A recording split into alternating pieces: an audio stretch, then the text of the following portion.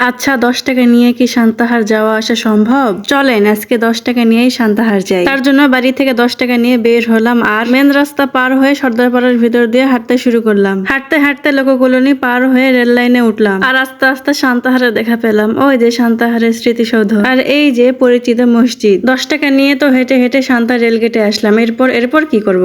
এরপর মানুষের শুধু মুখ দেখবো, কারণ আমার কাছে মাত্র 10 টাকা আছে। এই 10 টাকা নিয়ে তো অন্য কিছু করা সম্ভব না। তাই ফ্রি বাতাস খেতে আর বসতে চলে যাচ্ছি সান্তার স্টেশনে। আর সান্তাহারের মধ্যে স্টেশনই একটা মাত্র জায়গা যেখানে আপনি বসে বসে ফ্রিতে বিনোদন পেতে পারবেন। কেন এই কথা বললাম আপনারা একটু পরে বুঝতে পারবেন। বাপুরে, কতদিন পর স্টেশনে আসলাম, সব হুলিয়া তো চেঞ্জ করে ফেলেছে। আমি গরিব শরীফ মানুষ, আমার অত চিন্তা করে লাভ নাই। যাই সামনে যাই, যে একটু নাটক দেখি। ধুর, আজ আইফোন না বলে রোমান্টিক একটা সিন আপনাদের দেখাতে পারলাম না। আই এম সরি বাবু। হাতে 10 টাকা নিয়ে আইফোন না থাকার দুঃখে এই চাচাদের সাথে একটু পাবজি খেলা দেখলাম। চাচাদের ইউনিক খেলা দেখতে দেখতে সন্ধ্যা লেগে গিয়েছে। হাতে যখন 10 কোটি টাকা আছে, এত রিস্ক নিয়ে শান্তার স্টেশনে থাকা সম্ভব না। কখন জানি আমার 10 কোটি টাকা ছিনতাই হয়ে যায়, তার আগে ভাগি বাবা। তাই এখন বাড়ির উদ্দেশ্যে রওনা হলাম। স্টিল আমার কাছে এখনো সেই 10 টাকাই আছে। এই 10 টাকার উপর নজর দিবেন না। চলে যাচ্ছি এখন। আল্লাহ হাফেজ।